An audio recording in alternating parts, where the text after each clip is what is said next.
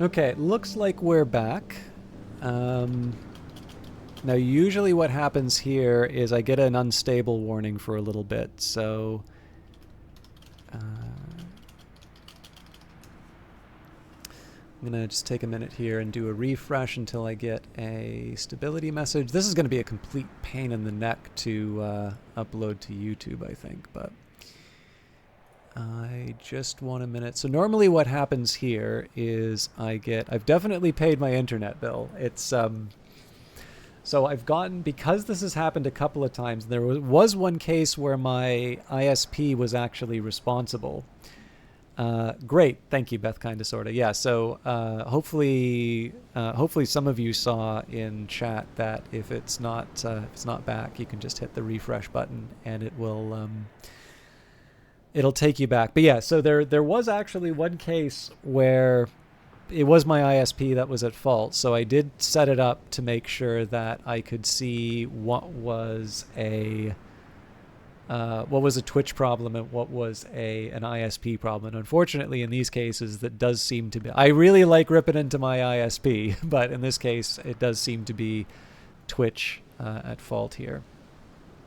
But we will work. We'll work with what we've got. So, it looks like.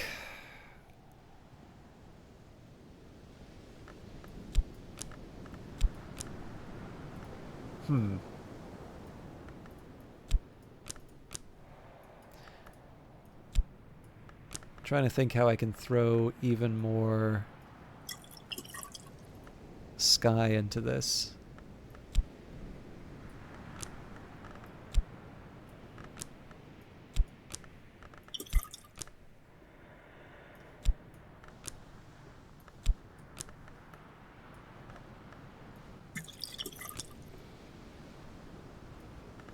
I need 3 sky if this is going to work. Oh, but what about our parrot friend?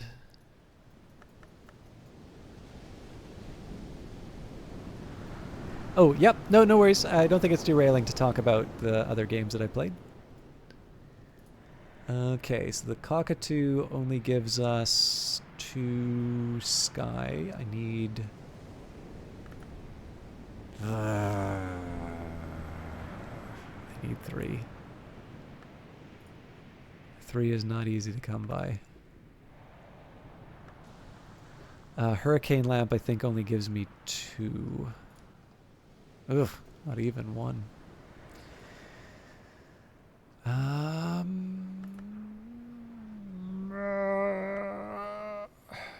Skylight.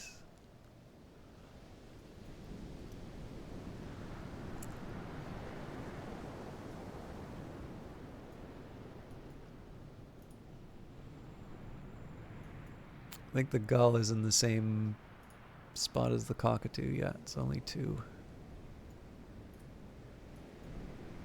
Perilous Imago gives me a lot of sky, but to be honest, there are not a lot of 3 intensity of anything. Those are actually fairly strong items and fairly rare ones. Oh, hang on. If I could add a tool. Oh, yes.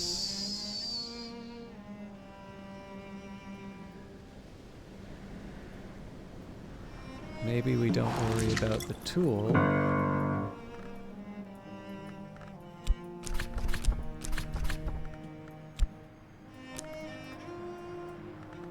Send in harmony in the wind and waiting. Okay. Oh, right. But then I can't add the Ichor Auroral. So that was a really good idea right up until I actually had to implement the thing.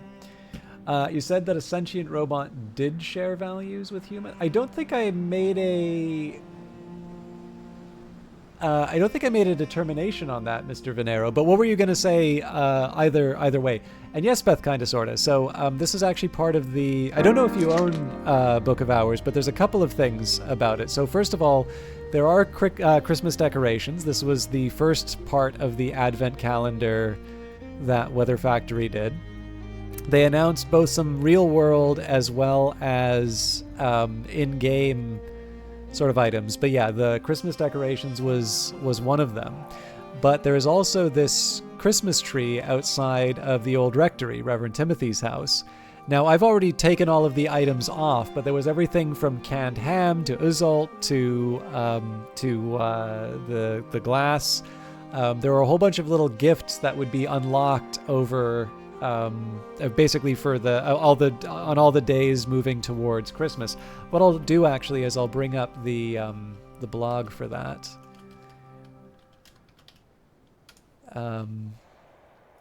So if you want to see all of the things that they brought in.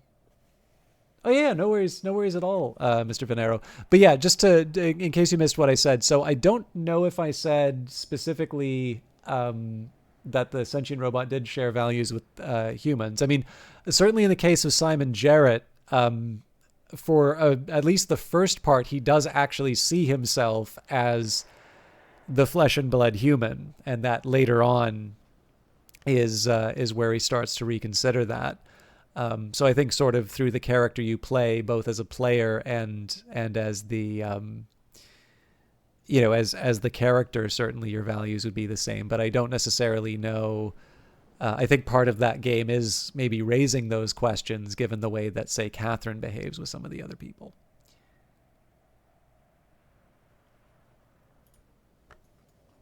You mean the AI for Simon? Because that's actually a little bit like Blade Runner, in the sense that you have a character like Rachel who's imprinted with the memories of someone else in order to convince her that she's human. And I don't think that's an inappropriate connection, because the game does start with a Philip K. Dick quote. Although, of course, if we're talking about Blade Runner, Hampton Fancher was the screenwriter for that, and I know certainly brought his own touch to that story. Okay, so I gotta find a way to combine the Ichor Auroral with.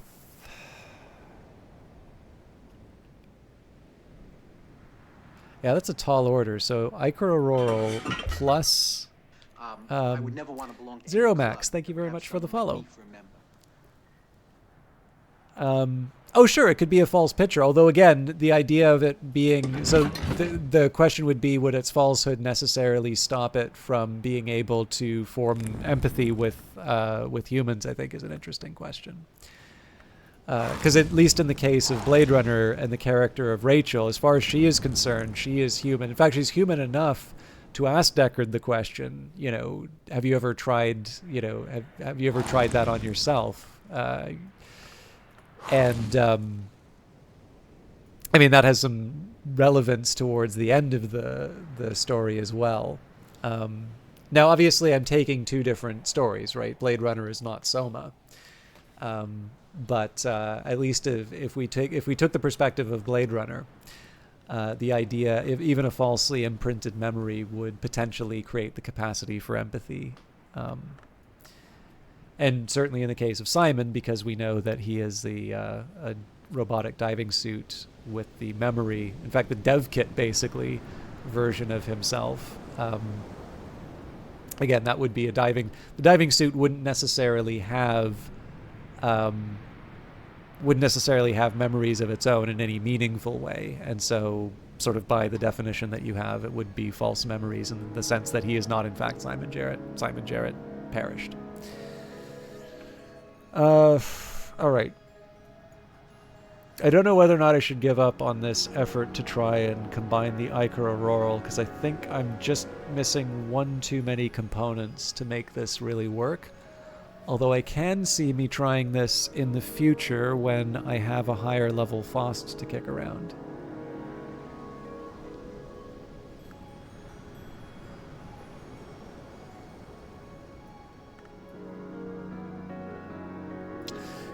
Alright, but yeah, let's not spend too much more time on this particular one, seeing as I do have a few other ones to go through. So Meniscate Reflections would be the next one. That's an edge and a forge, so I don't believe we could use the Shrine to Saint Tentretto for that, but we could use the forge.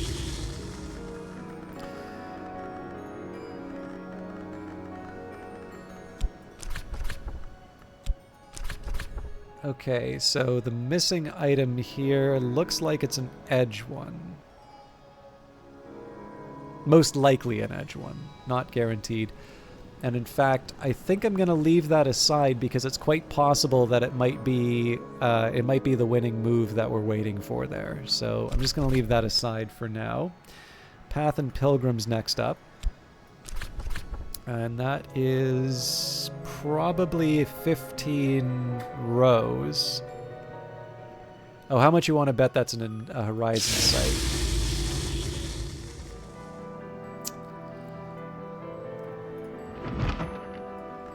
Dispensary isn't rows. I keep forgetting that rows is not the easiest thing to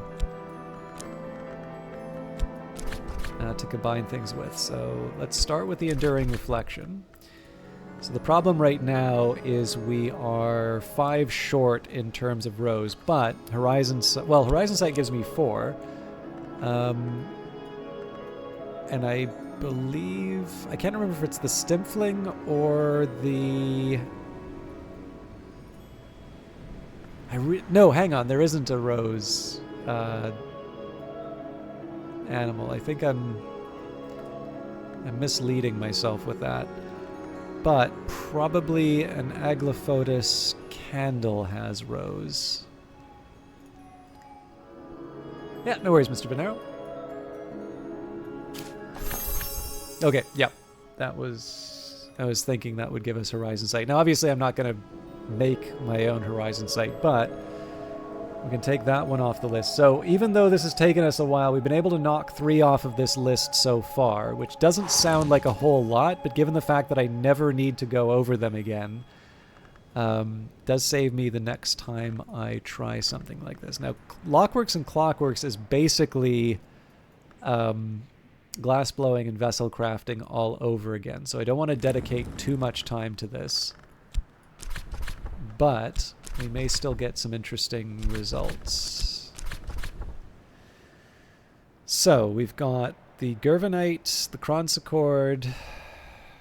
That's odd that we get Orichalcum out of it. Okay, so I think we're in a similar boat to last time.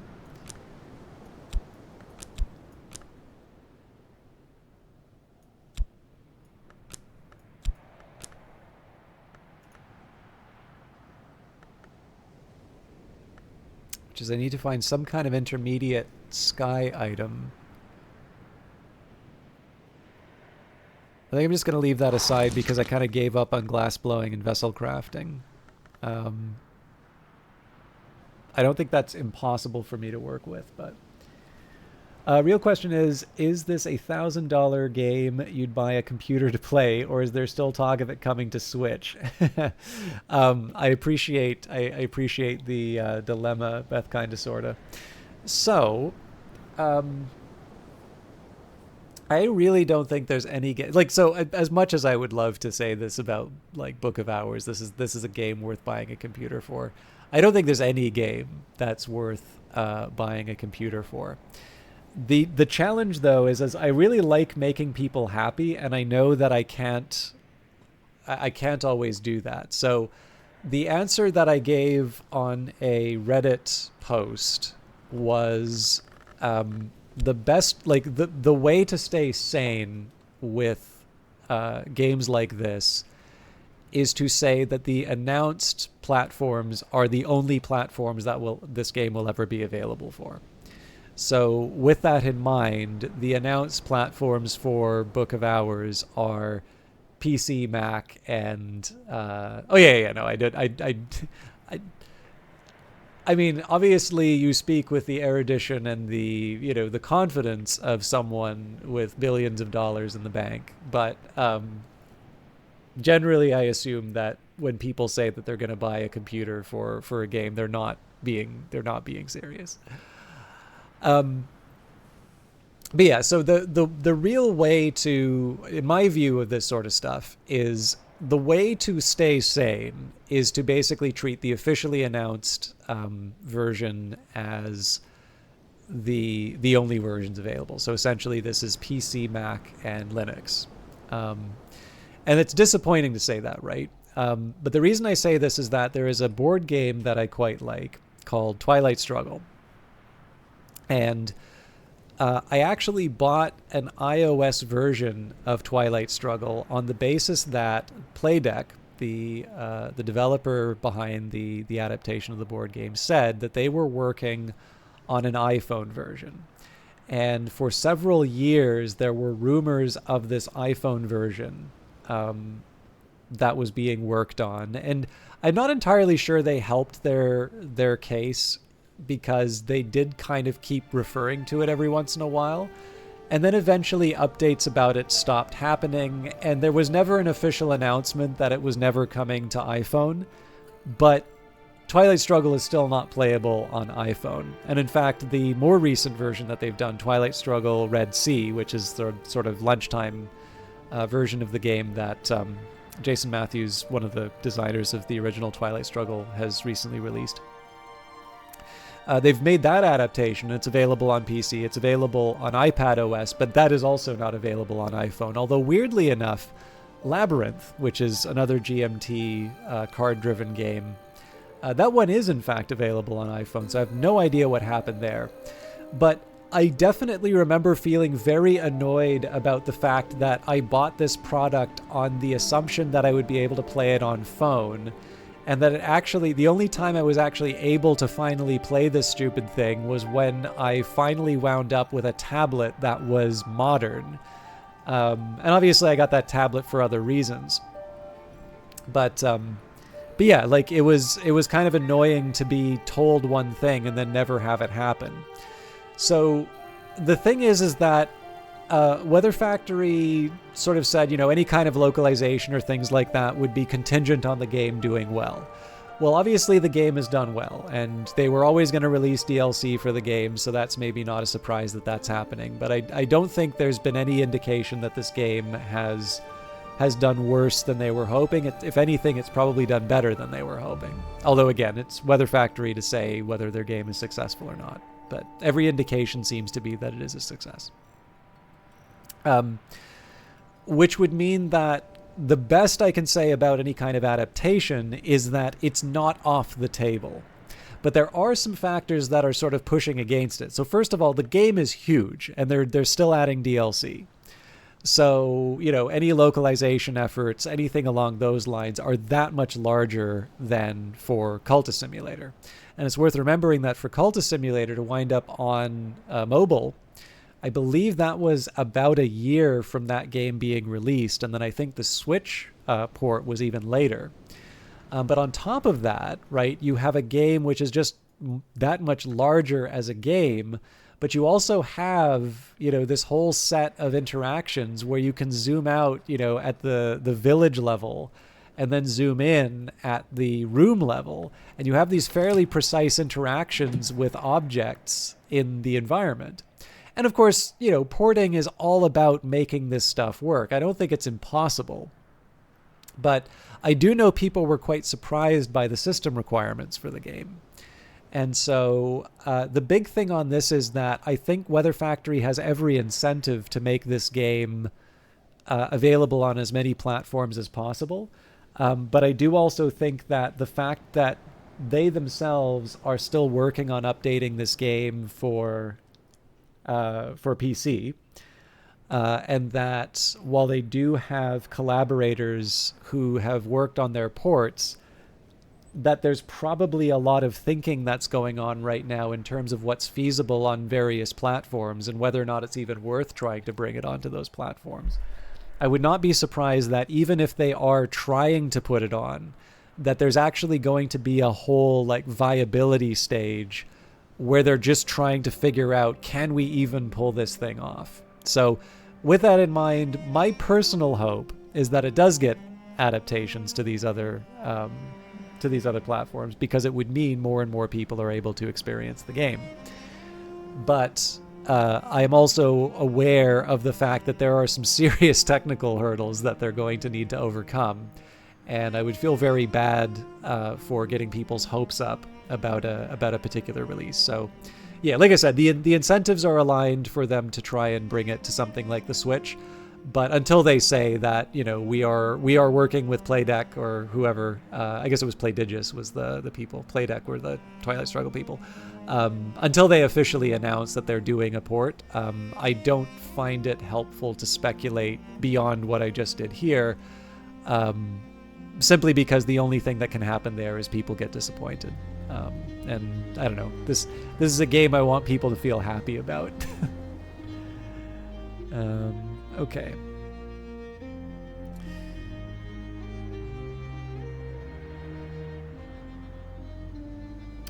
Yeah, I don't believe... Oh, hang on. I think there was an announcement about this. Cultist Simulator is verified on Steam Deck. I don't think... So I think the story here is that Book of Hours is playable on Steam Deck, but not verified for Steam Deck. So it's very much in that state of, like, I wouldn't personally recommend you purchase... So again, like, whether or not you wind up with a Steam Deck... I wouldn't want to buy, like, it's hard to tell anyone to get something that isn't officially supported, because I have been on the receiving end of something that claims to be, so this is Poker Night at the Inventory through Telltale, and they said it was workable with a certain version of Mac OS, and it completely wasn't. Like, they did not check. They said it was compatible and it wasn't. And that really sucked. But it does actually on the 22nd, Cultist Simulator got Steam Deck verification. So I would not be surprised if they are working on that for Book of Hours. But yeah, so far as I can tell, there are people who've been able to play it on Steam Deck, but I know there's also been people who could play Phantom Brigade on Steam Deck, but then there are some people who are like, yeah, this isn't workable on Steam Deck. So, as always, I always rely on the official stuff, but Cultist Simulator is.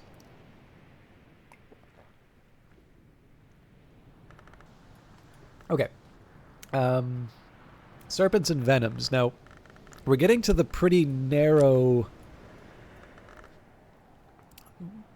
cases just because we don't have that much to work with, but I think it's still worth giving this stuff a try. Okay, so we get a Glassfinger Toxin with the scale. I could try the Old Moment with an Earthquake name, so that gives us the 15. Now, I'd be pretty surprised if the Living Relic gave us something. I am, however, going to try our various scaled friends. I can't remember if the Stimfling has scale. Okay.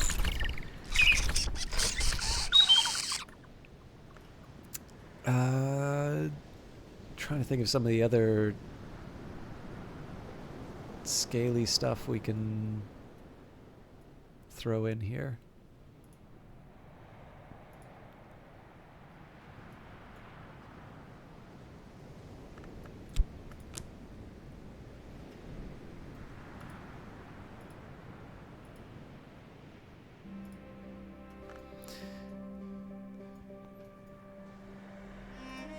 Serpent Milk would be a very odd one.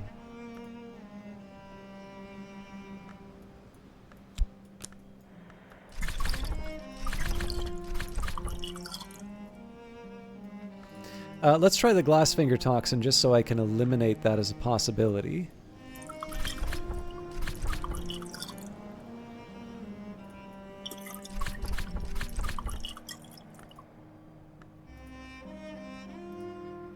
I'm just trying to think of some of the other scaly things I might be able to throw in.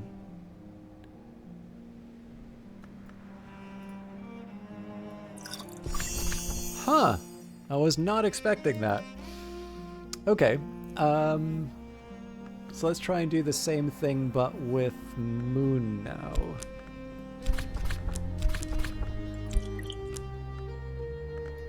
So the Wormwood Dream's the obvious option here.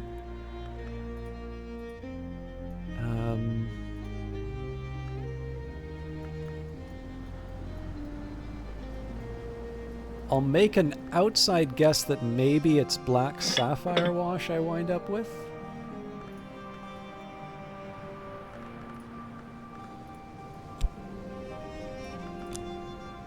I need some moon, though. Oh, the fog. No, okay.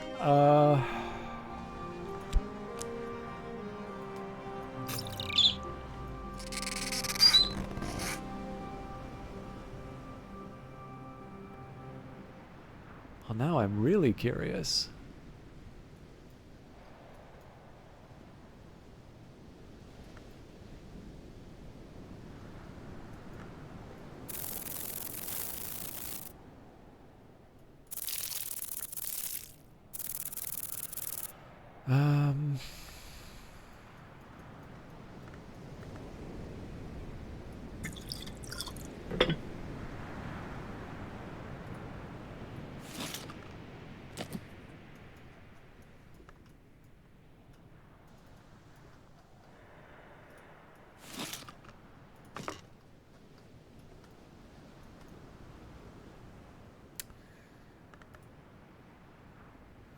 I don't really think I've got any great ideas for...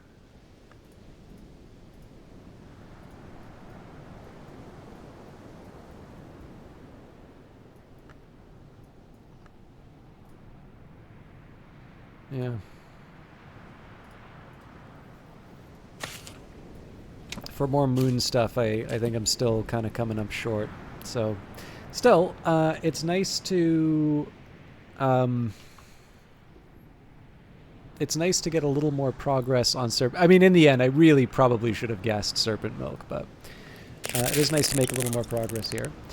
Not just for the game. Absolutely understandable, by the way. I can just watch you do all the work. Yeah. Well, again, this came up before, so, like, I don't... I'm very kind of conscious of the fact... I like Weather Factory a lot, and somebody was asking a little bit earlier in terms of kind of contact with them. Certainly, we're in touch every once in a while. Although, again, just to be clear, that's usually, you know, in the form of like a bug report, and maybe there might be a little something extra that I throw in there as well. But it's not like I get, it's not like I get privileged information. I think there might be one instance where I was told about something that was going to happen, and I was specifically told not to talk about it. And I didn't, so it's not like I'm not told secrets. But, like, again, the thing I kind of talked about in that situation, which is generally the way to navigate that well is just simply not to let people know you know the secret, because then people don't ask you about the secret, and you retain the reputation as someone who is good, you know, good at keeping secrets. But in this case, I genuinely do only know what everybody else does. And, you know, like, the fact of the matter, I mean, Weather Factory is much better at press than I am. So I certainly think if they, you know, if they haven't announced that something's coming out, it's probably because it's either too early to tell or it's too uncertain to tell. And I think especially given how much delight the rolling out the different items you know, provided, at least for me. Like, I was checking the advent calendar every day. Given how delightful that was, I've definitely learned it is usually better. As much as a fan, I like learning about new things. I definitely feel like there is value in just letting things kind of roll the way that they do. But the thing that is kind of nice about knowing what people's demands are, right? Like, in terms of knowing what people are interested in, once that news comes out, right? So, like, once we know about the new DLC, well, obviously I'm going to be talking about the new DLC. You know, once I know about, a Switch version or a Steam Deck compatibility, once that's announced, well, of course I'm going to be announcing that on my own side. So it's still nice for me to know this sort of stuff, but yeah, I mean, obviously the Weather Factory webpage and the their email list is the source for the official stuff, and I like to speculate as much as anyone else does, but I do recognize that there is a little bit of a danger in getting too imaginative with the predictions, just simply because it potentially leads to disappointment, which, like I said, the game's too good to leave people feeling disappointed. Okay, I'm gonna try the same trick as last time. Probably a little too much to hope for the serpent. Yeah, that's fine. I am curious though, if we add the living relic, do we get Houndskull? We do not.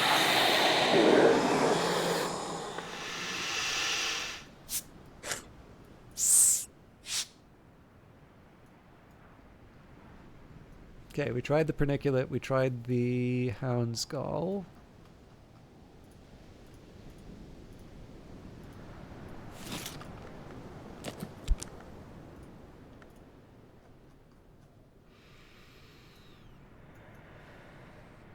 Don't really have that much in terms of scale stuff that I can add here, so I think that's going to be another one that I write off for another time. Putrefactions and calcinations and edicts martial, and then we are done.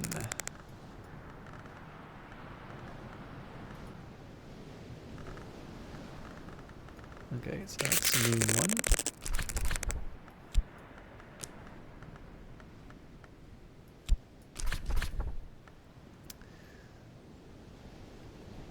Okay, this should be pretty straightforward actually. So the Ugal ink, let's add the winter for the sake. So for scholar level recipe, if I crush a leaf, I will brew a more potent and much more dangerous ink. So we've already got the 10 winter. I guess we just need to add any old leaf at this point. This doesn't count as a leaf.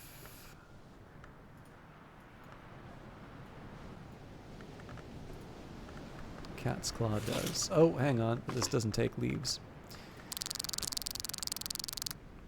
So this should, though.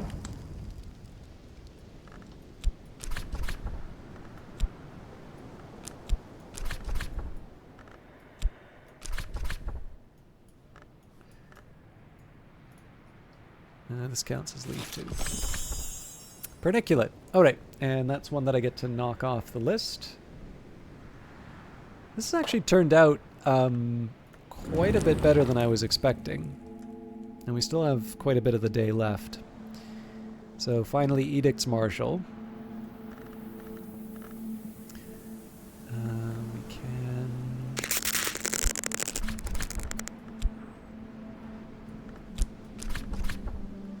Okay. Now I think we've well and truly hit our limit. 10 moon. Diginferno, how are you doing tonight?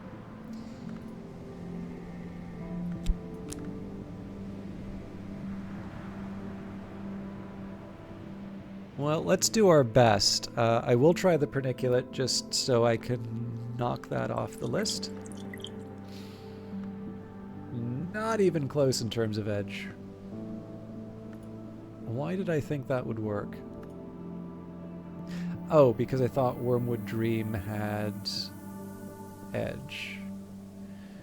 Okay, well I'm gonna want to wait on that, but let's see, can I get another 5 edge between Elements of the Soul, Memories, and Cooperative? Not with that combination. So let's try Moon instead. So we've already crafted the Wormwood Dream. Now that's normally a 15 level one. Well, let's go for the obvious. Let's try the Black Sapphire Wash. Okay, so that's definitely not it.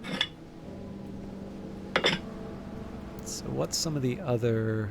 I guess Essential Periost would be another one.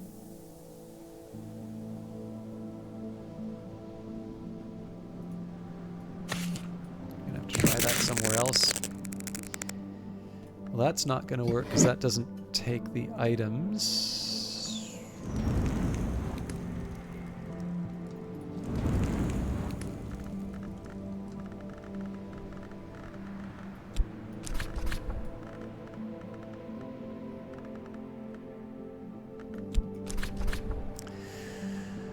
Okay, once again.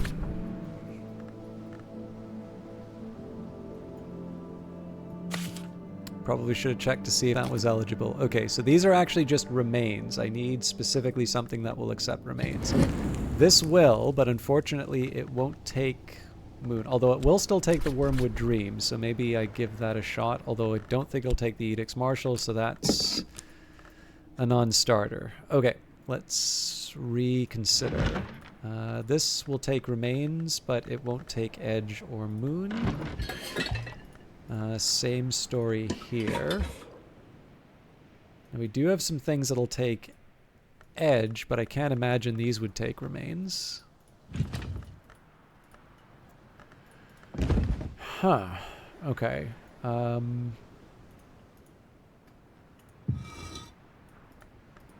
This takes remains, but it doesn't take edge or moon. This does. Oh, the Catacombs Altar. All right, let's give that a shot.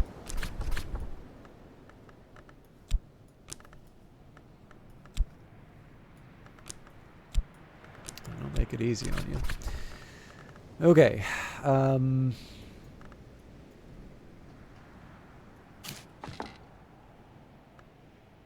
Not enough. All right, it wants an omen. Okay, that counts as an omen, so is there a better moon memory that I can put in place? All that work, and it still doesn't cover it.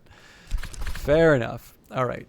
We'll try and make the most with what we've got here, so it's not looking hopeful. We'll try the Stimpfling.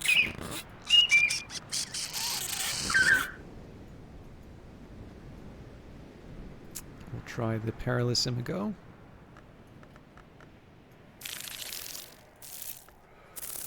I feel like there should be another moon item here, but clearly I'm mistaken.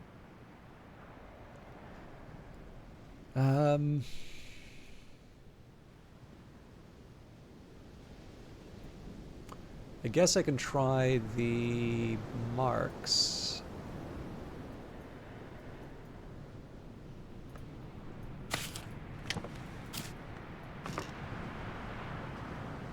And then I think we had a salt sign kicking around somewhere. At least I hope we did. Like, obviously I wanted to mess around. There we go. Okay. Huh. Now that is a puzzle, because I'm trying to think some of the... So we've already tried the Asmiel. I'm trying to think what are some of the other things I might throw in there to...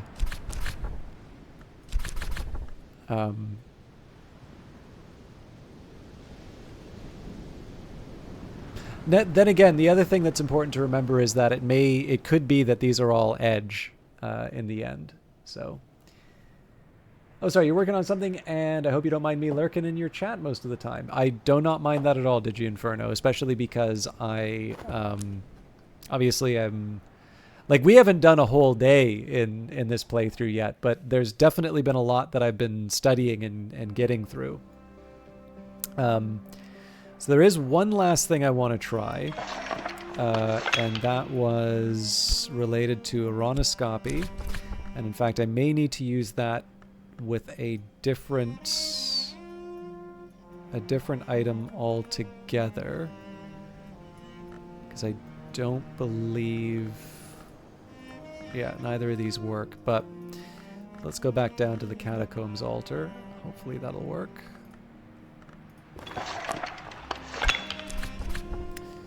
In fact, if I go to Word, I think I have the recipe.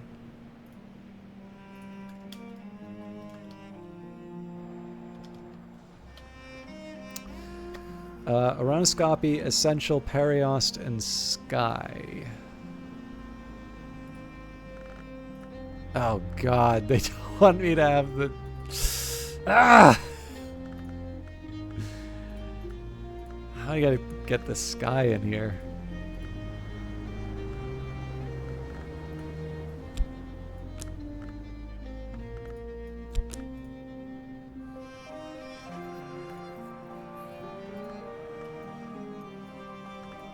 Okay, well, let me put the Faust in. Well, it will, but, like, not in a helpful way. This is the last of these that I need to do, too, so I'm gonna try extra hard on this. Alright, so I need to find another 5 Sky.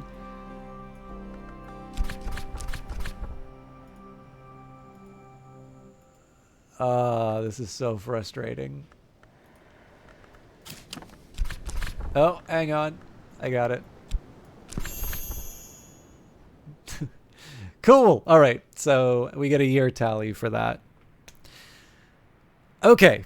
I'm feeling good. Now, you've all been very patient with me as I go through the different elements of the soul. So the last thing that I'm going to do, I'm going to do a quick inventory of my my various skills. And it's basically the list that I have here is it's kind of a convenience list. So what I'm just going to do here is I'm going to add the ones that I didn't already have on the list. So Tridesma Hira is an example. I'm not going to try and mess with them yet.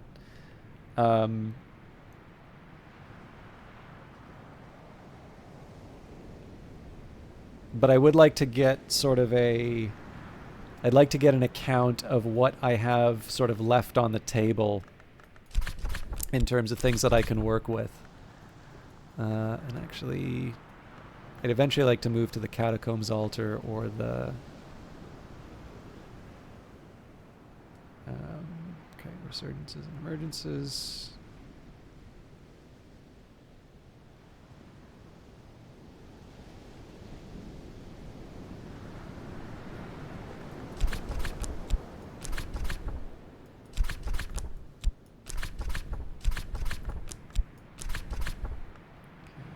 Liminal.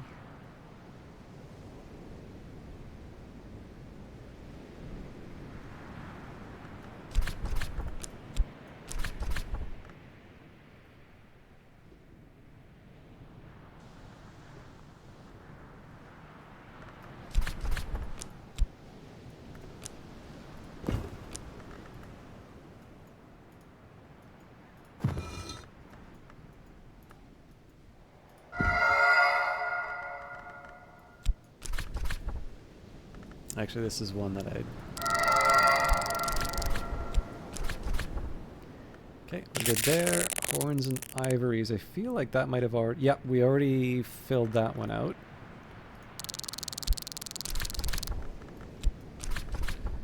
Door on walls, goods.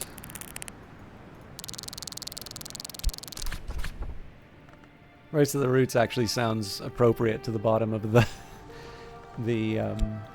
house. Okay.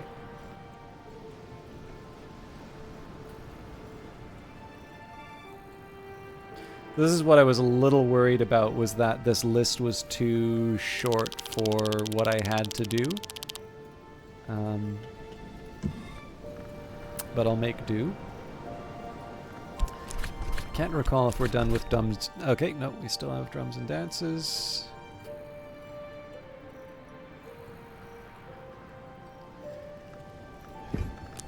Sights and Sensations, I think, was done, but let's verify. Yep.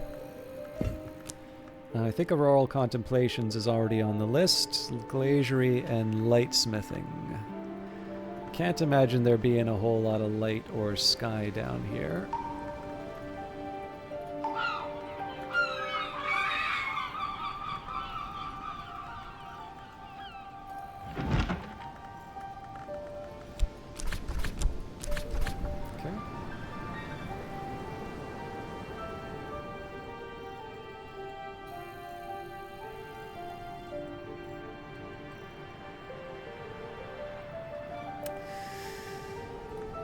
Okay, weaving and not working. I'm pretty sure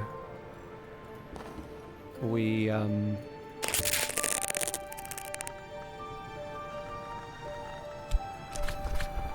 actually... Nope, okay.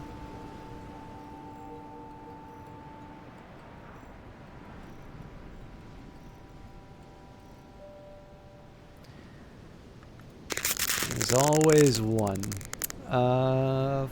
Forge. I think we need to go upstairs for that. We can use the big bells for this. Okay, that one's good. Snow stories. I'm pretty sure we've got covered.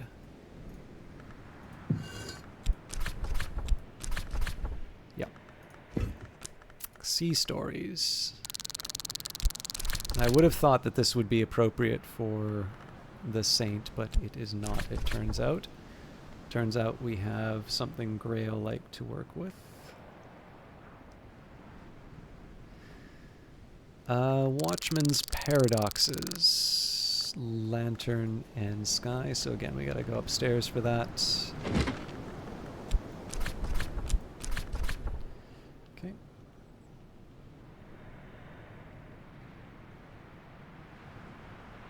I'm almost wondering at this point if it's better for me to just save this for another time, because all of this seems to be...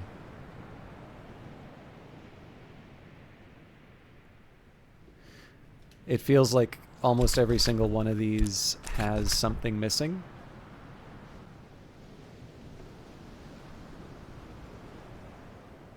So making everybody sort of sit and wait as I go through. I think Disciplines of the Scar we managed to knock off that list, actually. Hill and Hollow, I imagine, would be on the list already if it wasn't. Okay, yeah. Ragged Crossroads isn't currently available to us. I mean, maybe ripping the Band-Aid off is the right call here. Okay, we're good there. Solutions and Separations should be on the list already. Where are you? Yeah. As is Great Signs and Great Scars. Pyroglyphics. Again, we go upstairs.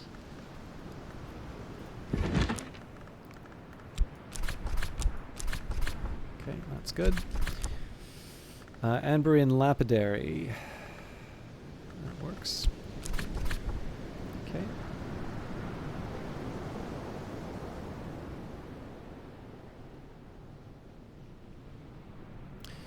Lots of things for me to study, it seems. Purifications and Exaltations. I feel like that should be on the list, but I don't remember seeing it, so let's just check. Oh god, that is one that needs to... Yes.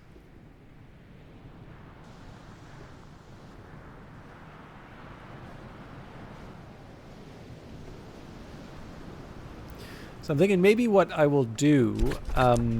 it may not be a bad idea for me to compare some of this. Surely Inks of Power is already on the list. Yeah. Maybe one thing that I can try would be... I know we've done Inks and Nectars already. Oh, turns out...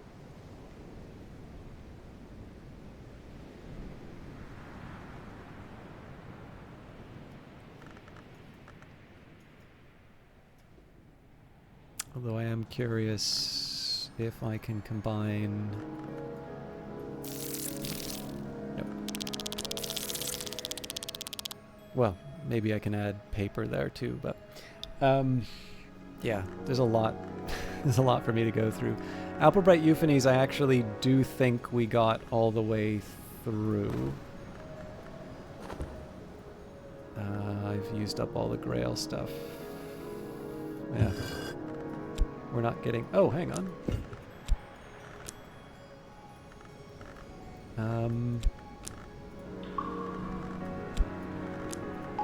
Huh. Wasn't quite expecting that, to be honest.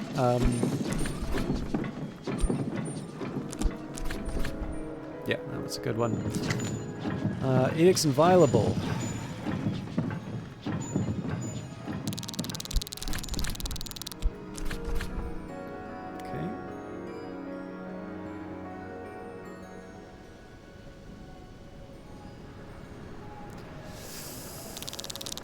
Ooh, Sand Stories.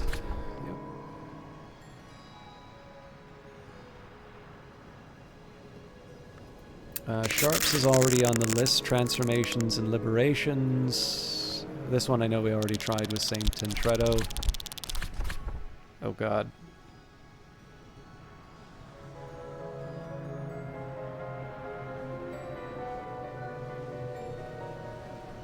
So I'm thinking maybe one thing I might want to try with this is dividing this by different aspects. So, you know, do the Forge ones, do the Sky ones, do the Moon ones. Particularly once I have things like the Edge memories to work with. That might give me a slightly more orderly way of working through working through the various skills. Now, obviously, I can do that homework on my own. I certainly don't mean to make everybody just sit and wait while I work out a spreadsheet to make all of this work out. But that might be a slightly more interesting way of going about the...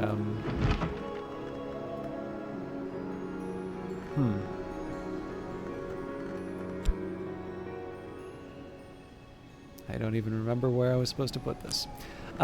Yeah, that might be a slightly more interesting way of trying to tackle the challenges.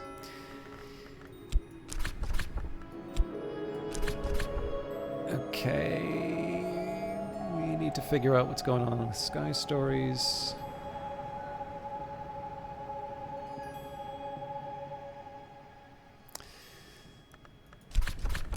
Orchids and Narcotics. Nona's desk would help us here, but is there another thing that will take nectar? Maybe the dispensary? Okay, that one's good. Desires and Dissolutions, I'm pretty sure we've got down, but you never know.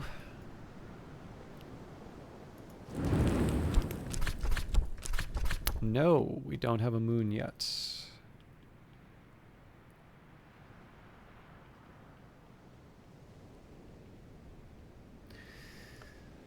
Okay. Surgeries and exsanguinations. That one I know is knock. Okay, we're good there. Spices and savors is nectar, so we can take that to... Again, my preference is to try some of these dawn period ones. Yeah, no worries, Mr. Venero. Hope you're still doing well.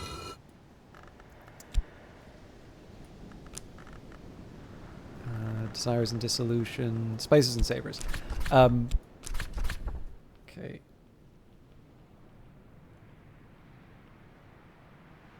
How much you want to bet if I add Orichalcum? That's going to solve that particular one. Well, then again, Orichalcum with Spices and Savors? Maybe not, but I'm trying it.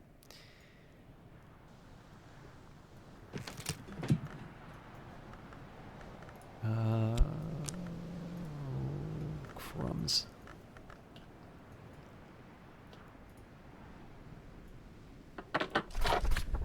Well, that's what I get for speculating. Phone call in the middle of the night. Well, no, I completely understand. I hope it's nothing too serious, or if it is, that it's handled.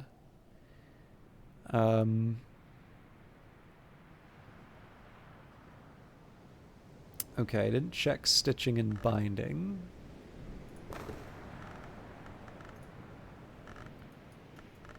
I'll go to the loom for that one.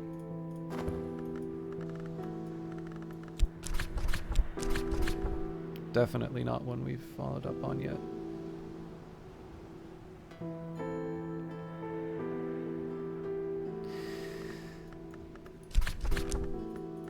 Coil and Chasm. I feel like I've checked this one before, but I'm starting to doubt myself. Yeah, we're good there. Pentiments and Precursors, I'm pretty sure, is already on the list. Yes. Herbs and Infusions.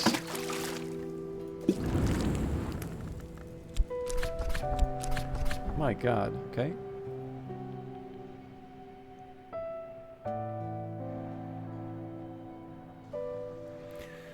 I remember when I used to have all of this in a big spreadsheet.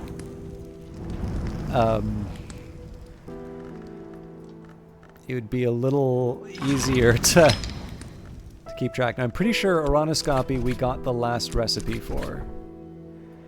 Yes. Okay, we're good there. Oh, I'm sorry to hear that. I hope they're doing okay. I know sometimes just talking helps with something like that. Also time, but you know, you want to be there if somebody's having a hard time. Okay, I think we're more or less covered for these other ones. So serpents and feathers, serpents and venoms, furs and feathers. Let's take a look at strings and songs just to make sure that I'm not missing the obvious. Okay, that's why we do that.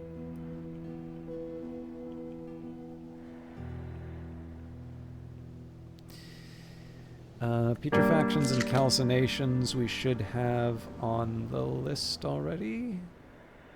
Don't see... Right, we crossed that off the list. That's why I don't see it. Rhyme and remembrance, probably we didn't have that on the list. Hang on a second. I guess it wouldn't matter because I don't have... Alright, that's fine. Stone stories.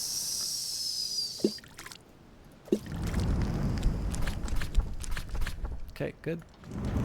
Edicts Martial's already on the list. Leaves and Thorns we didn't try. Okay, but that's already full. Magaphine Mysteries. Okay.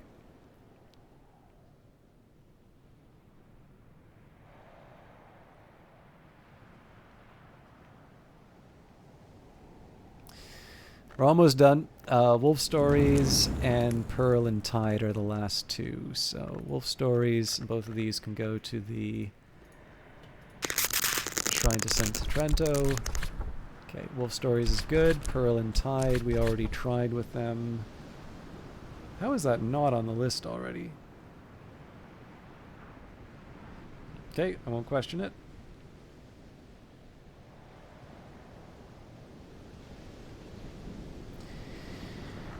And that is it for the various skills. All right, thank you very much, Eric. And I hope you have a good, happy new year. And thank you very much for hanging out. I'm sorry that so much of your time was spent watching me go through all of these different recipes, but this particular little break has helped me set up a more systematic way of going through the skills. I'm going to maybe... I'm gonna have a little more gameplay before we go any further on this. So what we're doing right now, basically, I am looking to there's a couple of things I'm looking to accomplish with my character. Now, one of the drawbacks right now is that I do kind of need to wait for certain events to come up in terms of being able to buy books, or in order to get languages to read other books that I'm looking for. So the best thing that I can say in terms of what I'm mostly trying to do with the game, we've already read all of the books, and in fact that Oronoscopy thing that I did knocked off something on the list of things I wanted to do when I was reading the various books. I should actually update my sheet accordingly. You know that immortals, long, can't have children. Bad things happen if they try. What if a pre-immortal had children? Would there be anything special about those? Ivory Dawn likes to think so. I like to think not, and if I say anything more about that, I'll start to feel like a fool. Thanks, librarian. So, Bronze Spintria for our trouble. And now we will read all of the responses to the affair of the particular mystique. Fraser Strathcoyne believed that something had drawn the Obliviots, the Long who'd secluded themselves in Port Noon, back to the world. Wakefield, it wasn't clear what Zachary Wakefield intended with the new crop of cults, but it was clear it was nothing especially constructive. Corso suggested that the new doctrines had suggested a connection to him between the enigmatic hour called the Chandler and a name of the watchman, Sunset Celia. Serena, Dr. Blackwood dismissed the whole business of cults as a popular delusion in a time of change. Arthur Moore, Lieutenant Moore, dared to hope that he might begin to understand the sun's plan. Douglas Moore, D.I. Moore, was mostly concerned that the cults might be a breeding ground for long and so increase the incidence of the crime of the sky. And finally, Yvette, Dr. Southey, refused the blandishments of the cult called the Ivory Dawn, but suspected that they honored her by reason of a pre-immortal in her ancestry. There's a few different things that I'm trying to do with this. An afternoon spent profitably reading newspapers to the curious, writing affectionate letters for the lonely, steering farmers through the requirements of the Ministry of Agriculture. So I will bring the Faust back.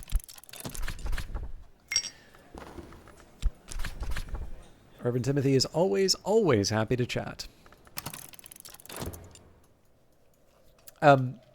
So there's still the recipes that I got from reading the books that I wasn't strong enough to do. So the Uranoscopy one, for instance, is one that I was able to do now and I was happy to do. But there's a few more of those that I've been sitting on. So that was one set of things that I wanted to do before I started going too far in terms of messing around with different things in the house.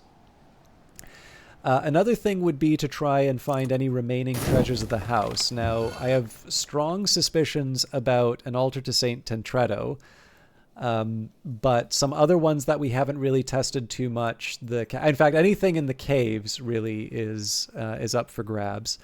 I don't want to do a full inventory of where we found all the treasures, but certainly there have been a number of different locations where we've tried to do some kind of a recipe, or we've been given an indication from certain characters about where we might find things. And I think we've exhausted all of the books except for what turns out to be one other one. And I'm going to at least make a gesture towards that, although I may not follow up on it quite yet. We'll see where things sit at the end of today. So I have a suspicion. Now, I should also say that it may not necessarily be a treasure of the house. It could also be directing me towards something else, because we've found things that are not treasures of the house that are still very interesting. But I think there's at least one puzzle I've been sitting on for a while that I've solved by doing the other playthrough where I got a different book. So other than treasures of the house, winning move, those who've studied the hours of the edge often say the world is a war, the chorality. Every element that might happen differently is a battle in that war, a contention between alternate outcomes. The wisdoms can sometimes show those battles might be won. So that's going to give me some fuel for messing around with edge crafting. Unfortunately, this is not one that lasts, so I'm going to have to pick between the old moment and the winning move, which is one problem with kind of this crafting strategy that I've been working with. In fact, one thing I might want to check, I don't think I can keep the winning move overnight for the simple reason that I can't take edge memories in bed. Yeah, I can take Lantern, Rose, Sky, and Heart, so old moments available to me, but I actually need to make something of the winning move before the end of the day, which is fine. I don't mind dedicating some time to that, but... okay. What else am I thinking of?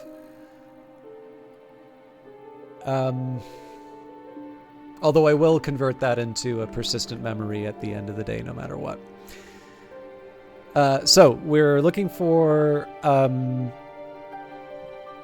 is there an end game to this, or is more studying simulation until you know everything? So there's actually a few different ways that you can end the game. There are over 100 endings to this game.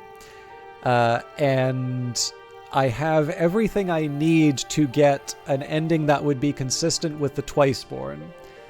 But I'm also curious at what some of my options are. So there's a couple of Twiceborn endings which I haven't quite gotten. I haven't quite seen exactly where everything might go with it yet. And there's one book that would potentially give me an ending, which I can't even read yet. So what I've been trying to do in between, there's a few things that I want to try and do. Ideally, I'd like to know what all the recipes are for the skills. That'll just help me for future playthroughs, although that's a fairly ambitious goal. There's definitely books that I haven't read yet.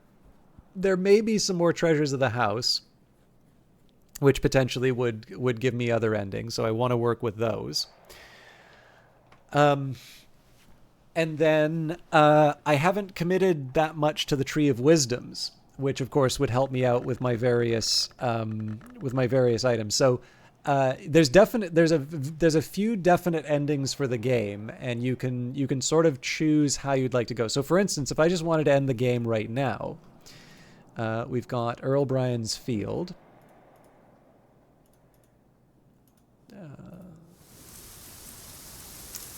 Since the conquest, this has been waiting for you. The irreverent might even call it a yew tree. So soul and journal. So if I add my journal, present what? Add an ability to win a victory, or record a history in your journal to win a major one. So this already kind of tells you where this is going. So sunset beneath the tree. Hush House lives again. Perhaps that's all I want. Some of the very best librarians have worked well, lived quietly, left the world a better place.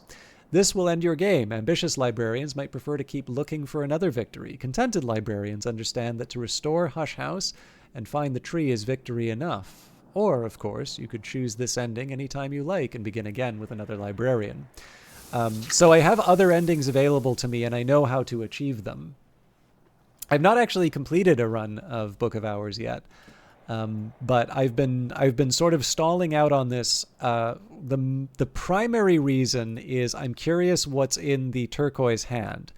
Calligraphic Manual of Ramsund, which employs as exemplar text Farid Uddin's Conference of the Birds.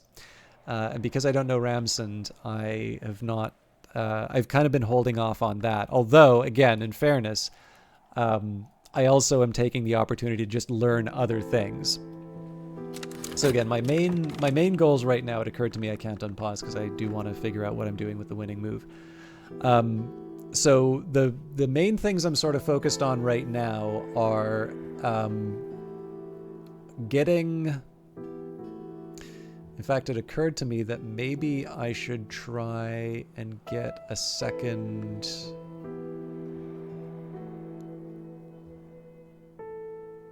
Might be a little late in the day for me to try to do that, actually. Anyway, sorry, I'm thinking to myself and not actually following through.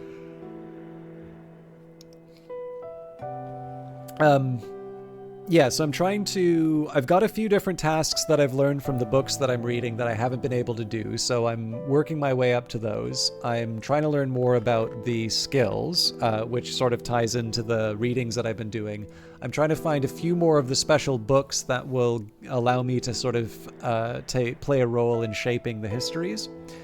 And then kind of the ultimate destination is definitely to get an ending, but given that that will end the run, and given that there are a few things that I sort of want to try and play around with and just kind of see if there are a few more lessons that I can get from Hush House, I've sort of I've wanted to I've been sort of puttering around the house trying a few different things and making it seem like there isn't a definite ending, but I can assure you there is an ending for sure.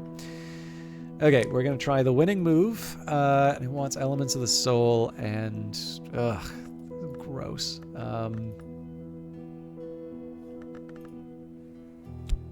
This will have to do.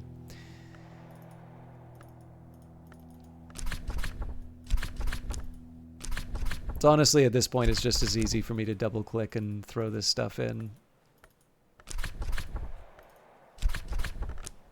So what I'm specifically looking for is something that will use the winning move, and I'm suspecting that Disciplines of the Hammer will be one such.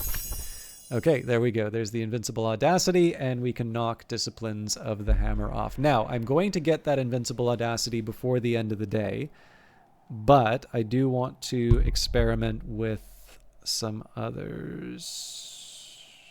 Boom. Rural Contemplations. Okay, we already knew that one.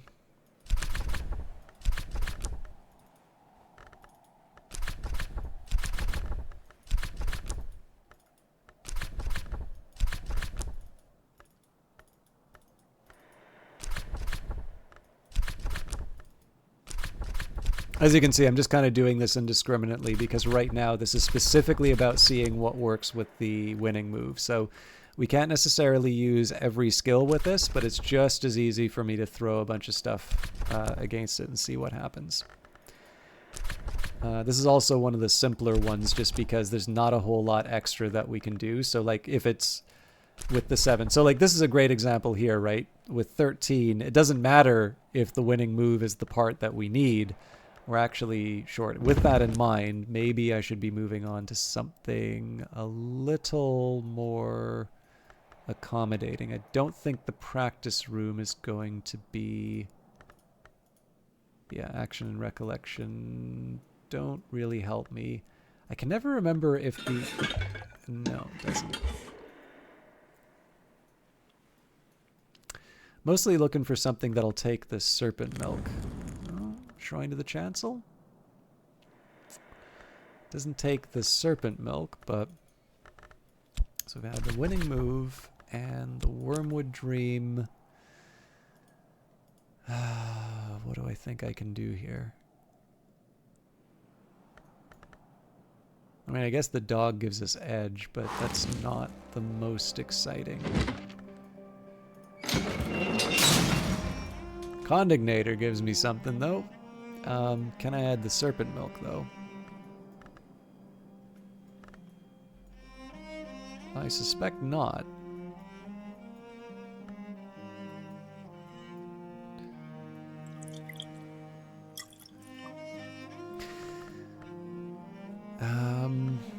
I still feel like there might be something here, though.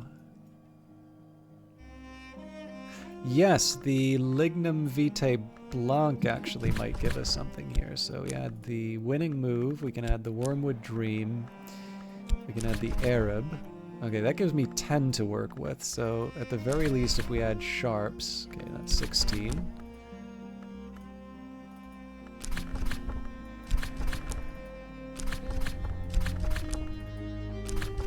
Okay, now we're falling behind again.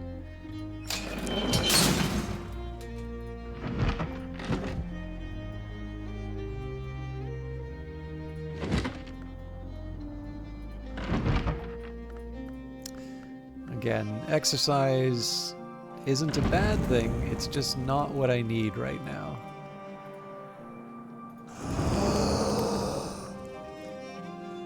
Now, this raises some interesting possibilities. I still don't think the serpent milk's gonna work, though.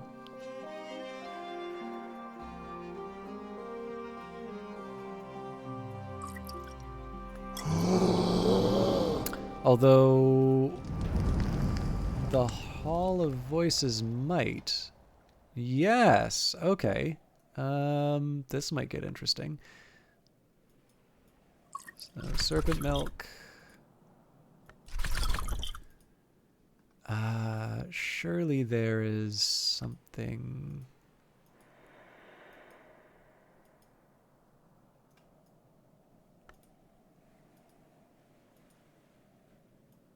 There's got to be something cool and edgy that I can throw in here. Arsenic won't do, sadly. You know what? We'll just go for the Cat's Claw. It's not the most exciting, but we can at least add the winning move. Although it does deny me the Wormwood Dream.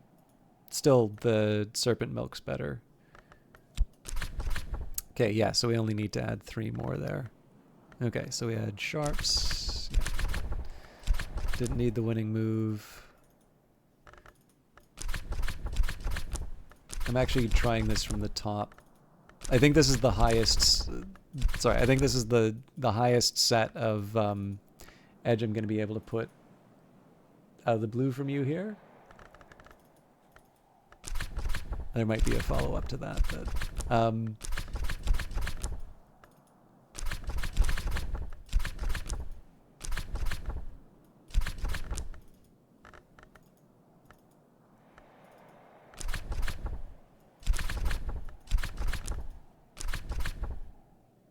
Do you think absolute nuclear war will end life as we know it? To be honest with you, I haven't studied it that much. I have seen... I mean, I don't fancy our chances. But I do also know, so where I live, there's Canada's War Museum, and I have actually seen some of the Cold War era plans sort of measuring where the fallout would go. And sort of from that, you can draw an inference in terms of the locations you would want to go to try and be safe. So I suppose I'd put it to you this way, that as far as planning was concerned, they built contingencies under which there would be an attempt to, have some kind of continuity, have some kind of some follow-up. Now, I mean, again, it could just be that it's a last-ditch effort, right? That it's not something that should be taken that seriously. But I do think that's it's a data point, I guess. And in the absence of any strong understanding on my part,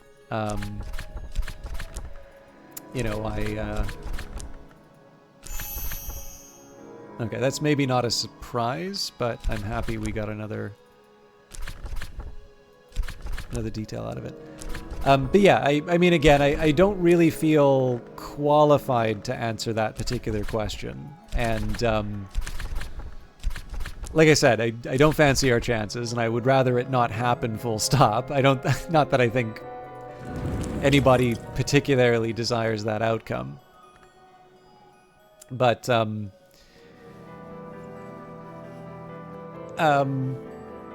yeah, I mean, I can see life. I mean, so life as we know it is a tricky one, because generally when people say life as we know it, they're looking for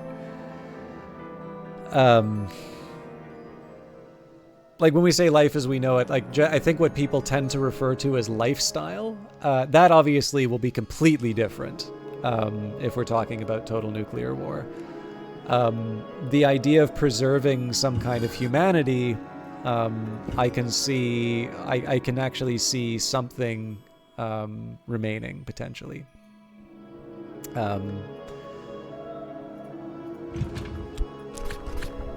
But, I mean, that would presumably be through extraordinary effort. Okay, we've got the winning move.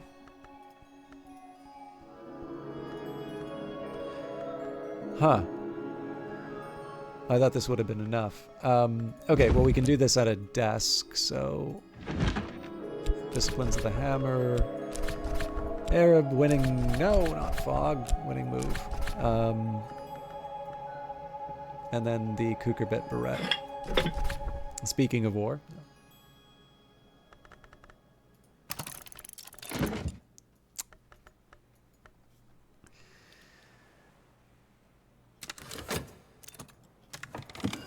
All right, now I did forget that I also had a Lethe here. Now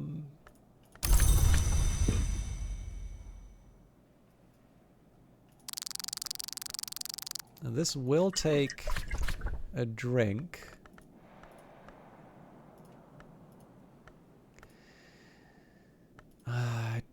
The old moment and a curious hunch.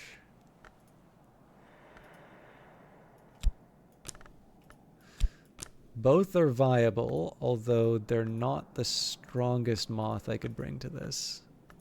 In fact, the Wind in Waiting is slightly stronger. But I need to get the Tryst back, so we don't have a lot of time. Okay, so here's what I'm thinking. We are going to need to work at the Sweet Bones again, but because I don't have that much time, maybe I employ...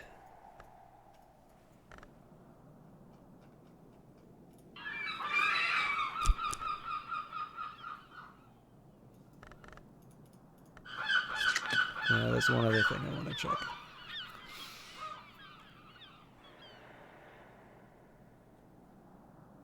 Yeah, thanks, Mr. Venero. I mean, so if you're saying, like, I feel like I've given you the answer, right?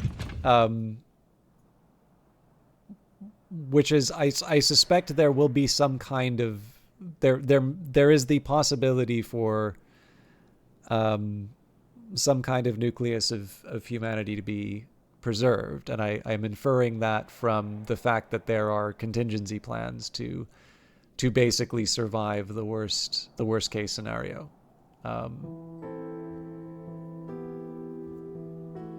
But again, like the question is phrased, I think usually people are talking about lifestyles, and I think that very obviously would be changing. So because I don't think you were interested in that particular answer, I tried to give something closer to what I think you were going for.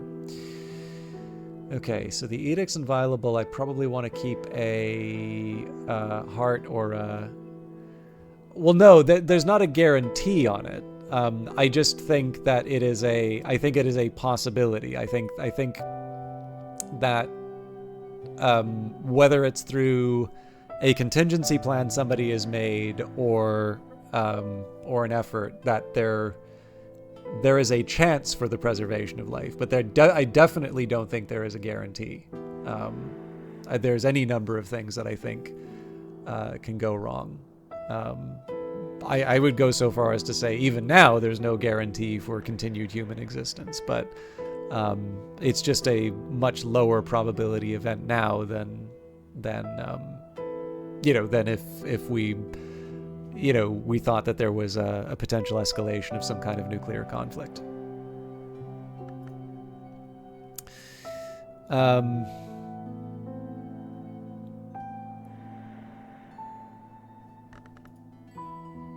Okay, I'm probably going to want to keep my health and my core set aside.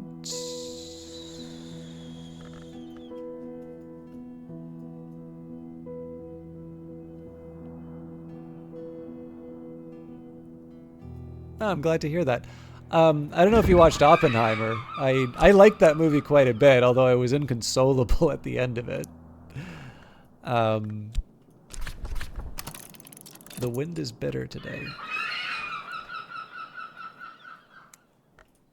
Yeah, I think I do need to give up that.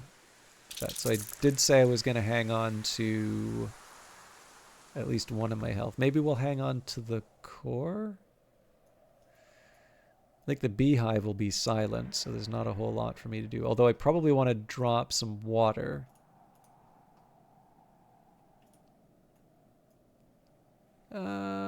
Maybe I can wait on that, actually.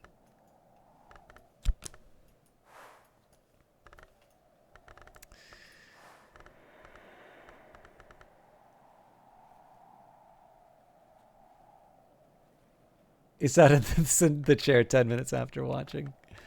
Yeah, no, it was a very, I thought it was very well done. I also had I don't mean to play the hipster card on this, but I do actually have American Prometheus on. I don't have bookshelves. I have book stacks, but I do have the biography it was based on, kicking around here. You know what?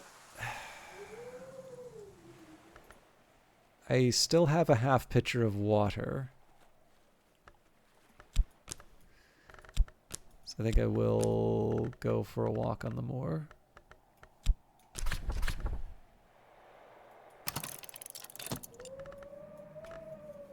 Actually, it did occur to me there is one other place for me to investigate, and that is the sea caves. But I kind of ruined that one, so we won't be using that. Now I gotta decide what on earth I want to do with my shaft and my whist. Okay. First thing I'm going to do is study... I want to study the inscribed stone. Investigate the objects.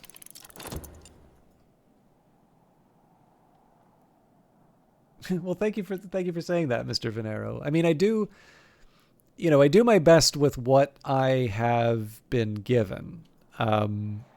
I as much as I can, I try to think carefully about a given topic. It can sometimes be discouraging because, like if I write something and it doesn't receive the kind of the response I was hoping for. Sometimes there's just that worry that people assume that it's just an off-the-cuff opinion as opposed to sort of something deeply considered. But you can't control other people's responses, right? So you do the best that you have. So I appreciate it when people recognize that that effort. Now, with that in mind, I don't want to get too high on my my approach. Like, certainly I am capable of error as anybody else, and the hope is that I have mechanisms through which I can improve as well. But as far as I can, I try to take an idea to its logical conclusion if I can. And I don't know, I feel like it's worth it. And again, whether the vehicle's through a video game or through something that you're reading, one thing I really like about these games is that it does tend to inspire a certain type of thinking, right? Like if it reminds you of something that you've read, and it provokes a particular train of thought, that can be a really rewarding way of engaging with the game. And that's not limited to it. I mean, because it's actually one reason why I asked about Oppenheimer. Like, I think one thing I really appreciated about that movie was that we have this very narrow idea of where good ideas come from, right? So if you're a physicist, you study, physics as much as you can, and ideally, you got your first break in physics at age 5. And certainly Oppenheimer was, a very gifted student, very capable, but I thought showing all of those sequences when he's looking in galleries and essentially, engaging with things that are not physics, I think that was an important part of his life. And I think that's also just an important part of being able to have certain ideas that sometimes you do need that, that nudge or that idea from a different location to maybe just sort of push you on the right way. So again, I don't mean to over-exalt like games. Like, obviously games are entertainment products, and I'm not trying to suggest that, we're going to discover a cure for cancer because somebody played Book of Hours and, thought about, mRNA vaccines in a different way or something like that. But it is something that I personally find very satisfying. So, yeah. No, and I mean, that's part of the fun of the live format, right? Is you get to talk with interesting people and hear their perspectives on things. And, the one thing I know for sure is that all the good ideas don't come from one place, right? That's why I like reading lots of books, and, why it's neat to hear different perspectives. So it is one benefit of a live format as opposed to something like YouTube, to be able to get that extra perspective. Okay, I think I still need to wait on the Tryst coming back, but I'm pretty limited in what I can do with the remaining elements of the soul, to be honest. So examining a few choice items in the house is probably the best path forward. Okay, so you've got the inscribed stone, a stone tablet with rows of badly worn scratches that once probably were writing. Successive librarians all failed to decipher this tablet. It might as easily be a household inventory or an invocation to a god. Natalia Brulot established a tradition that it always remain in the librarian's quarters, to inspire her and her successes with humility and to illustrate the limits of knowledge. So I think my follow-up will be to read a bit about Natalia Brulot again. Asbestos cast in iron. Investigate the object.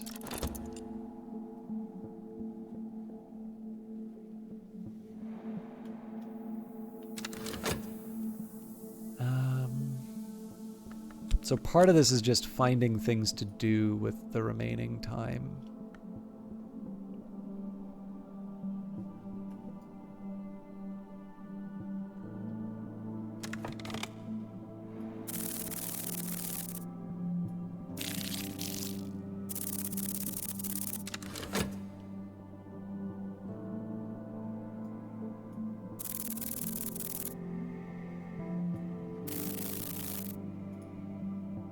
I'm kind of curious. There's something about the 13th position that I've been trying to work out.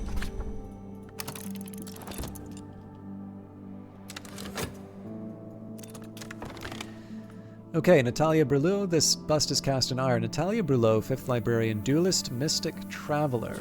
Okay, so we didn't get too much out of that. I do know we have a little bit about Natalia Brulot here, the Night Gallery. Early in the 1850s, and in deep secrecy, Natalia Brulot built the Night Gallery into the foundations of the Gulskrai Tower. Behind this heavy steel door, the Curia, and later the Suppression Bureau, kept treasures too difficult for common view, but too relevant to consign to a deeper vault. If anything difficult might hypothetically have been inclined to creep up the stairs from below, it would also have been discouraged by that door. So the problem here is that I'm trying to relate it to this stone. You know what? I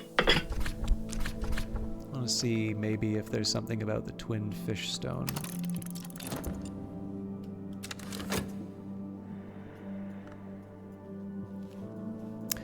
I'm also running out of time for the day. I think any hope of using the core to drop some water is that's a tomorrow problem.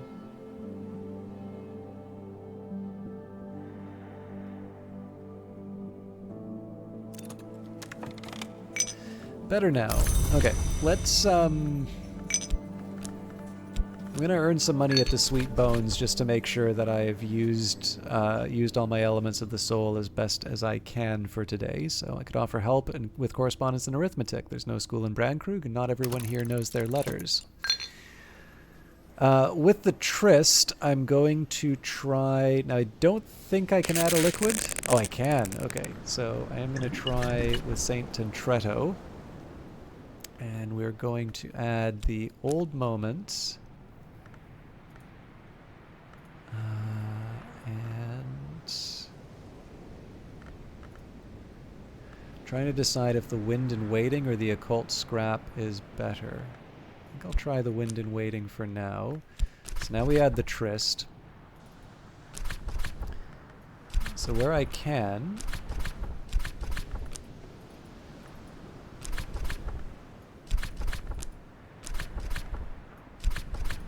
I'm trying to see if the Lethe will get me what I need. The other thing I want to double check here is that I am in fact hitting 15 of the Moth. If I'm not, then we give it up and we do something else.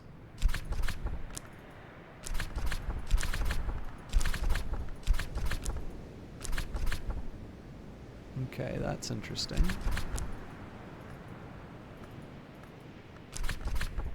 I'm obviously taking a chance that the Wind in Waiting is more appropriate than the Occult Scrap, but I mean, you do what you can, right? I'm not gonna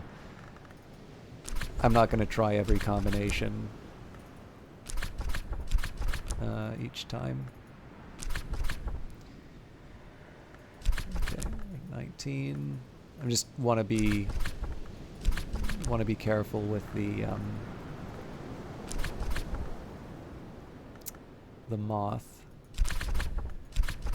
Once we get too low, we have to potentially go somewhere else so that we can combine different elements.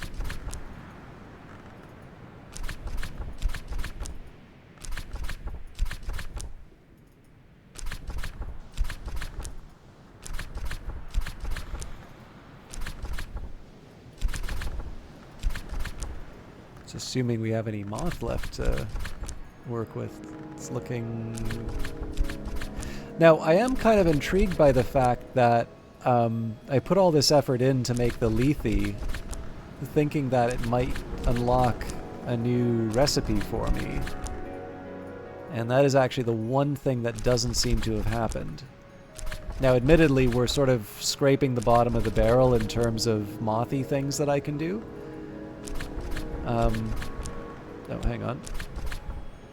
You have enough moth for apprentice level moth recipe, but there's no suitable recipe here. Try another skill. Okay.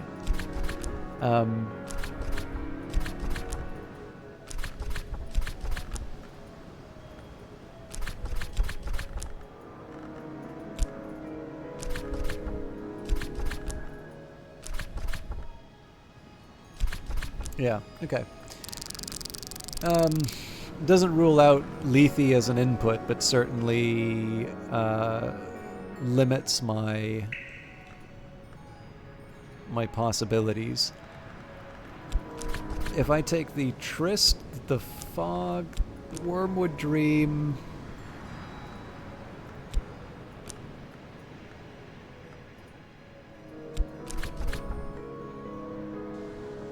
Well, how do I incorporate another... Like, it's all well and good for me to mess around with this stuff, but how do I incorporate the ingredients that I need? Maybe we just leave that alone. I could try and make the name day riddle, but that's going to take too long to be useful. I could also try exploring the sea caves. It's gonna take 90 seconds. I'm really playing with fire here, but let's give it a shot. Okay, so I have my core left. Well, actually, if that's okay to do, then drying up some water is good to do as well. This is actually mostly just stopping myself from dragging the rest of the playthrough down on some other adventures. Okay, granite slab, long cold volcano blood. Really need to find something to do with this stuff. Not least of which because it's cluttering up the house. There's only room for one, it looks like.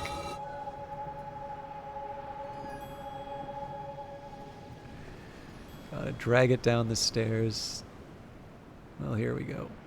Granite for the sea stream salt snared stuff. So more sand.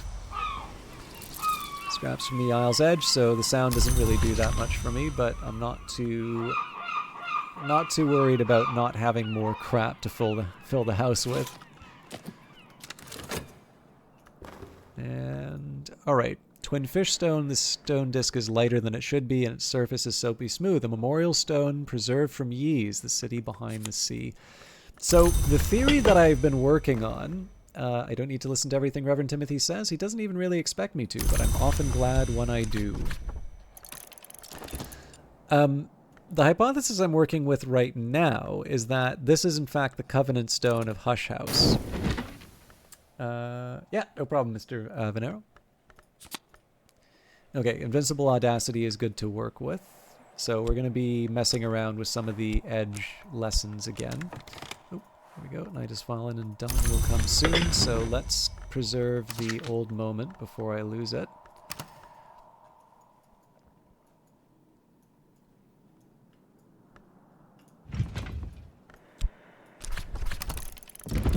So the book that gave me this impression is basically it's a different book altogether. It's one in a different playthrough. But I have a hypothesis here that the inscribed stone is the Covenant Stone of Hush House, and that.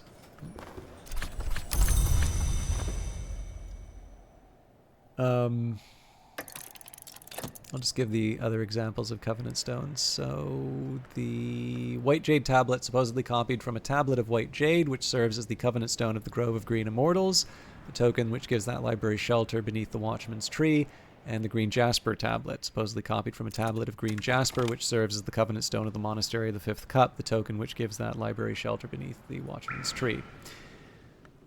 Gleanings from the Darkness. Something to open next period.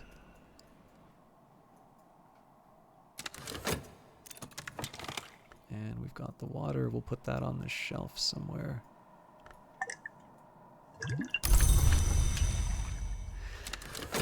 And the contents of the book that I found in the YouTube playthrough suggests to me that that might be an element that allows me to follow up with the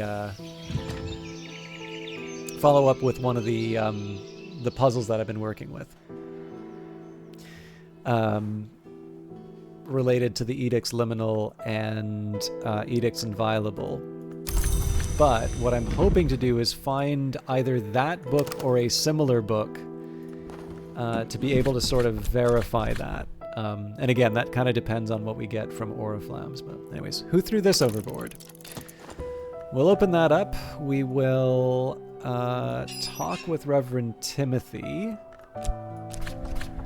Reverend Timothy's door is always open to me. I'm not going to go that much later tonight, but I do want to get my ducks in a row as far as experimenting. So one of the things that I'm going to want to do is get another winning move.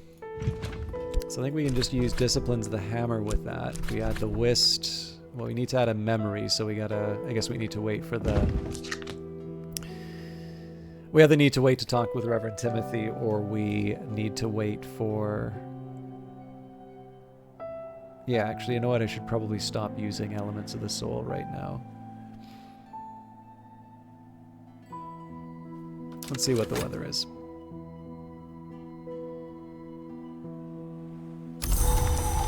Hail! Okay, actually, that works rather well for some of the edge stuff. But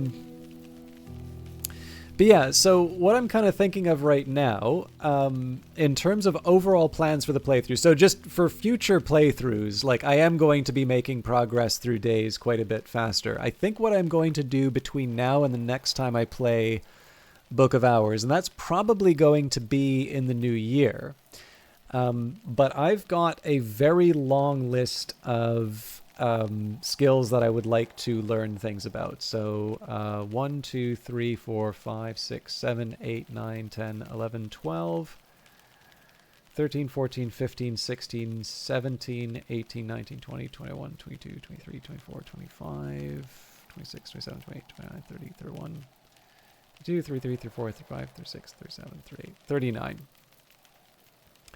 So 39 is a lot to just be cycling through every single time I get another memory or another, ingredient or something like that. So in between play sessions, what I think I'm going to try and do is I'm going to try and order these down into most likely sources, or sorry, most likely aspects that I need to work with. So what I mean by that, top of the list right now is Auroral Contemplations. So let's, I think if we go to the Sculptor's Bench, we might be able to get something out of that. So Auroral Contemplations and Faust. So actually this one's a little bit easier. So for a scholar level recipe, mix in another liquid to produce an alchemical essence. Well, no, sorry, that one gives me xanthotic essence. So Torg's Cleansing, something with a memory aspect. I can't add Edge, but if I just add the Invisible Audacity, there you go. Now we've got Winning Move. Oh, actually, we already had that in the list. Okay, so there's some mystery element, which may or may not be Edge or Lantern, and maybe that'll be contained in a book or something like that. So this is when I'd actually be willing to say that maybe this could be anything. right? I guess the good news is that the elements that normally are requested are things that like liquids or memories or, they're often not specific, but even then I don't necessarily want to count on that. Maybe it would be a time for me to maybe review certain books and see if there's something about Lantern that I can learn. Gem, for instance, that won't work because it's Lantigam or what, I don't know.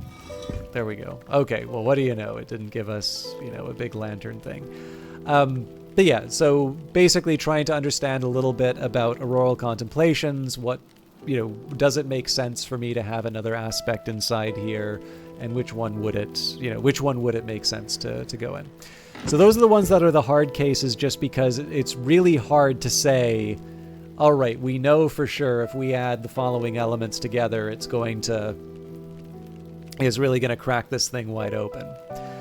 The ones that are a little bit easier to handle might be something like wolf stories. So I'm not quite sure. Yeah, they'll take scale. Of course, wolf stories, we've got everything, so terrible example. Megaphene Mysteries. Oh, come on, give me something here. Serpents and Venoms. Okay, so like Serpents and Venoms, there's a number of reasons why we haven't found the moon thing that we're looking for. One could just simply be that we don't have enough moon coming from other sources. Another answer might be we haven't brought the right element inside, right? There's a number of different ways that this can potentially work or not work for us. And so what I'm hoping to do here is basically take that list of lots of different skills. And what I want to do is I say, okay, we're going to try the edge ones. And here are the things that we know we can make with edge, right? We can make Invincible Audacity. We can make Winning Move. We can make, just a number of different things. And particularly the items that are not persistent. So something like the Winning Move, that's the reason why I wanted to sort of blitz through everything that would have that, because it means I can now set that aside and say, okay, it's very unlikely that the Winning Move is the missing component for for the rest of these memories here. And essentially it's kind of process of elimination. And then eventually what's going to happen is I'll have experimented with a number of different ingredients, and I can say, all right, so here's a common element that keeps coming up in these different recipes. Maybe what we're going to do now is not try it necessarily by aspect, but what we're going to do is we're going to eliminate certain ingredient types, right? So we know that whatever Resurgences and Emergences wants, it's not a liquid, or, so on and so forth. Basically, what I want to do is instead of just randomly spraying, every single skill in every single altar, I want to have a little bit more of a focused approach to how I'm going through those. That's basically going to be how I wind up trying to take, the day-to-day. Just because, each day is passing by, I want to make the most of it. And I currently have quite a few powerful, persistent memories to work with. So if I can eliminate those as possibilities, and if I can remove the requirement of having high levels of particular aspects, that will work better for my, just my plan overall. The thing I'm really hoping for, though, are new seasons so that we can have visitors come by, hopefully with languages that we need.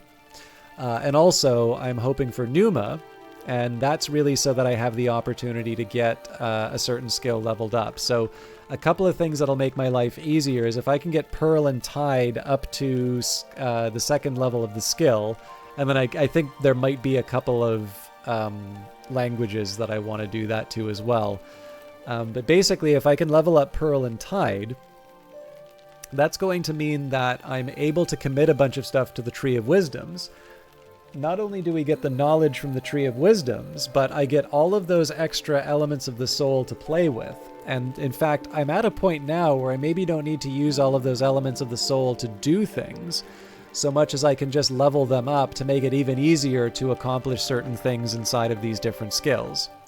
And then, of course, the final step, either finding whatever remaining treasures of the house there are, or otherwise just try and make something of my remaining time in Hush House. But really, from there, I feel like the enhanced elements of the soul will really simplify the process of trying to make certain recipes.